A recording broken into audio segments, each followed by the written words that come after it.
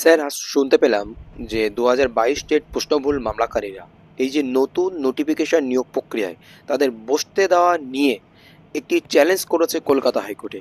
তো এই বিষয়টি বিস্তারিত জানাবেন। দেখুন, প্রশ্নভুলের মামলার ব্যতিরেকে যেটা বা প্রশ্নভুলের মামলার নিরিখে যেটা আমার বলার সেটা হচ্ছে যে আপনাদের খেয়াল থাকবে যে 17 এবং 22-এর টেটের প্রশ্নভুলের জন্য 2024 সালের এপ্রিল মাসে সিঙ্গেল বেঞ্চ যাদবপুর ইউনিভার্সিটিকে দায়িত্ব দিয়েছিল এবং বিশ্বভারতীকে দায়িত্ব দিয়েছিল রেসপেক্টিভলি, মানে 17 জনের একটা, 22 জনের একটা। তারপর ডিভিশন বেঞ্চ সেটা 2024 সালের আগস্ট মাসের 23 তারিখে মডিফাই করে দেয় এবং বিভিন্ন জায়গা থেকে সাবজেক্ট ওয়াইজ এক্সপার্ট নিতে বলে, তার মধ্যে একটা অথরিটি বোর্ডের নিজস্ব থাকে। তারপরে দেখা যাচ্ছে যে সেই এক্সপার্ট কমিটিজ, মানে একাধিক কমিটি যেগুলো হলো, তারা সব প্রশ্নের নিরিখে একটা রিজনেবল টাইমের মধ্যে ডিভিশন বেঞ্চ যেমনটা বলেছিল রিপোর্ট জমা দিতে, জমা দিল না। তারা বলছে যে আমাদের আরও ফার্দার এক্সপার্ট লাগবে। তাদের এই মিটিংয়ের রেজলিউশনকে দেখিয়ে বোর্ডের তরফে অ্যাপ্লিকেশন করা হলো ডিভিশন বেঞ্চে একটা ডিসপোজড অফ ম্যান্ডামাস অ্যাপিলে, যে আমাদের আরও কিছু এক্সপার্ট প্রোভাইড করা হোক। তাহলে মাথায় রাখতে হবে প্রথম যে যে প্রশ্নগুলো চ্যালেঞ্জ হয়েছিল সেগুলো এমনই প্রশ্ন যে তিনটে খুব অ্যারিস্টোক্র্যাট ইনস্টিটিউশনের সাবজেক্ট এক্সপার্টরা তার প্রশ্নের সঠিক উত্তর, সেই প্রশ্নের সঠিক উত্তর নির্ধারণ করতে পারছেন না, এমনটা একটা ব্যাখ্যায় কিন্তু আরামসে আসা যায়। যাই হোক, তো তার পরিবর্তে ওরা কি করলো, আবার মডিফিকেশন অ্যাপ্লিকেশন ফাইল করলো এবং মডিফিকেশন অ্যাপ্লিকেশনে কোর্ট ওই এক্সপার্ট কমিটিকে মডিফাই করে আরও কিছু এক্সপার্টকে অ্যাড করে 3 সপ্তাহের মধ্যে রিপোর্ট দিতে বললো। এটা হচ্ছে জুলাই মাসের অর্ডার 2025 সালে, মানে ডিভিশন বেঞ্চের প্রথম অর্ডার হচ্ছে আগস্ট 2024, ডিভিশন বেঞ্চের সেকেন্ড অর্ডার মডিফিকেশনের 2025 সালের জুলাই মাসে, মানে প্রায় 1 বছরের ডিফারেন্স। এরপরে সেই 3 সপ্তাহের মধ্যে যে রিপোর্ট দিতে বললো সেই রিপোর্টের কোনো আতাপাতা নেই। আগে যখন কমিটি মডিফিকেশনের দরকার ছিল, বোর্ডের তরফে যে তৎপরতা দেখা যাচ্ছিল যে কমিটি মডিফাই করাতে হবে, তারা বারংবার অ্যাপ্লিকেশন করছে, মেনশন করছে, রিপোর্ট জমা দেওয়ার সময় তাদের তরফে আমরা কিছু দেখতে পাচ্ছি না। মানে দুর্ভাগ্যজনক যে এত রিট পিটিশন এই সাবজেক্টের উপর পেন্ডিং আছে এবং এত হাজার হাজার ক্যান্ডিডেটের ভবিষ্যৎ তার উপর নির্ভর করছে, অথচ বোর্ড খুব গয়ঙ্গচ্ছ মনোভাব দেখাচ্ছে।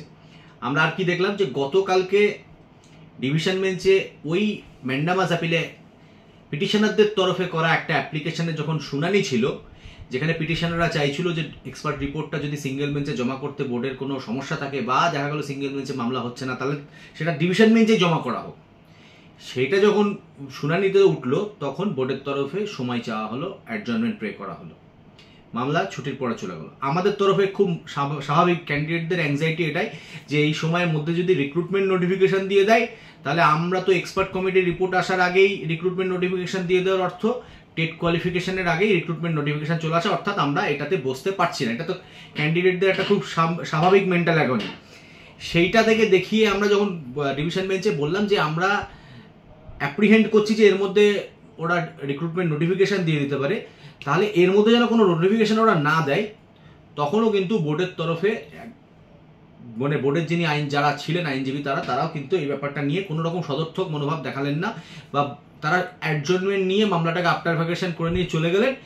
আমরা ডিভিশন বেঞ্চে আমাদের কনসার্নটা যখন তুলে ধরলাম তার রেসপেক্টে তাদের তরফে কোনো রকম কোনো সদুত্তর পাওয়া গেল না। সব থেকে বেশি দুর্ভাগ্যজনক, তারপর গতকালকেই রাত্রেবেলায় ওরা রিক্রুটমেন্টের প্রাথমিক নোটিফিকেশনটা দিয়ে দিল।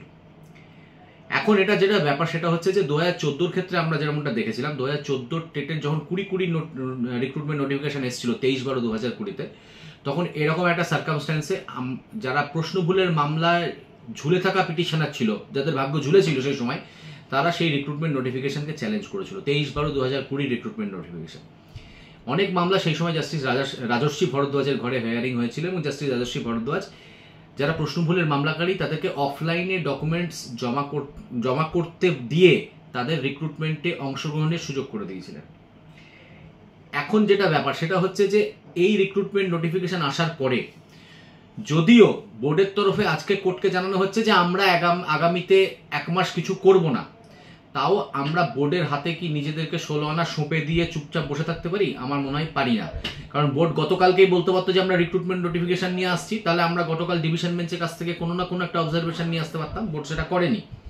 অর্থাৎ বোর্ড সবসময় ছুটিটাকে সামনে রেখে এইসব জিনিস করে যাতে যারা ভিকটিম হচ্ছে এসবের ফলে, যাদের রাইট ইনফ্রিঞ্জড হচ্ছে, তারা যেন কোর্টের দ্বারস্থ হতে না পারে।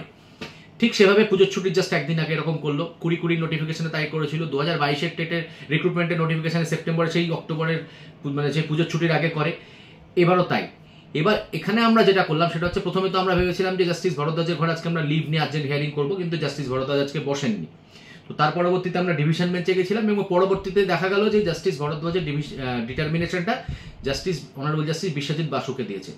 আমরা একটা রিট পিটিশন ফাইল করেছি। আমরা সিম্পল যেটা চাইছি, আমাদের বক্তব্য হচ্ছে আমরা এই রিক্রুটমেন্টে পার্টিসিপেট করতে চাইছি এবং আমরা উদাহরণস্বরূপ 14 টেটের 2020 রিক্রুটমেন্ট নোটিফিকেশনে, যেটা 23/20 এক্ষুনি যেটা বললাম, সেখানে যেমনটা হয়েছিল সেই একই অপরচুনিটি আমরা চাইছি, যে আমাদের প্রশ্ন ভুলের মামলাতে আমাদের জন্য যা অপেক্ষা করছে ফলাফল, আমরা কোয়ালিফাই করছি কি করছি না সেটা তো ভবিষ্যতের ওই এক্সপার্ট কমিটি রিপোর্ট অনুযায়ী হবে, ঠিক? তো সেটার জন্য আমরা যেমন চলছে চলুক, বাই দিস টাইম যেহেতু রিক্রুটমেন্ট নোটিফিকেশন এসছে, আমাদেরকেও এখানে অংশগ্রহণ করতে দিতে হবে। এবার বোর্ডের যখন আমরা লিভ নিচ্ছিলাম তখন বোর্ড বললো যে আমরা এখন আপাতত কিছু আনছি না, আবার পরবর্তী নোটিফিকেশন আসতে বেশ কিছু সময় লাগবে। আমরা তখন বললাম যে এটা তাহলে রেকর্ড করা হোক বোর্ডের সাবমিশনটা, যে আমরা আপাতত কিছু আনছি না। যদি তাই রেকর্ড করে তাহলে আমাদের কোনো আর্জেন্সি নেই, আমরা ভ্যাকেশনের মধ্যে মুভ করতে চাইবো না মামলা। আর যদি বোর্ড এরকম আশ্বস্ত না করে তাহলে বোর্ডকে তো আমরা ভরসা করে ছেড়ে দিতে পারি না। তো সেইটাই হচ্ছে ব্যাপার, আমরা লিভ নিয়েছি, আমরা পার্টিসিপেশন চাইছি। যদি পার্টিসিপেশনে পথে বোর্ড কোনো রকম প্রতিবন্ধকতা বা বোর্ড স্বাভাবিকভাবে যদি তাদের স্বতঃস্ফূর্ত মানে তাদের যেটা বাধা দান সেটা যদি খুব দৃঢ়তার সঙ্গে হয়, তাহলে আমরা কিন্তু এটার উপর স্টে চাইব। চেয়ে আমি একটা রিক্রুটমেন্ট প্রসেস বা আমরা একটা রিক্রুটমেন্ট প্রসেসের থামিয়ে দেবার বদনাম নিজেদের ঘাড়ে মোটেও নিতে চাই না। কিন্তু আমাদের যারা পিটিশনার, তারা 1 নম্বর 2 নম্বর 3 নম্বরের জন্য টেট কোয়ালিফাই করতে পারেনি। এখানে 24খানা প্রশ্ন ভুলের মামলা চ্যালেঞ্জ হয়েছে, 24খানা প্রশ্ন চ্যালেঞ্জ করে মামলা হয়েছে। তাহলে সেখান থেকে তারা নিশ্চিতভাবে টেটটা কোয়ালিফাই করছে। তো তাদেরকে আজ 2023 থেকে 2025-এর এই 2.5 বছরের স্প্যানে তারা ঝুলে আছে। এই ব্যাপারটা বোর্ড কেন কনসিডার করবে না? কেন বোর্ড তারা 3 সপ্তাহের মধ্যে হাইকোর্ট যখন রিপোর্ট দিতে বলেছিল কেন দেবে না? তো বোর্ডের গাফিলতির ফল আমরা কেন নেব? তো এইটাই হচ্ছে আমাদের কন্টেনশন, এবং আমরা এটা ওই ভ্যাকেশন বেঞ্চে 3/9 এইসব ডেটগুলোতে ভ্যাকেশন বেঞ্চে আমরা এটা মুভ করব এবং আমরা আশা করছি যে কোর্ট আমাদেরকে বসার অনুমতি দেবে।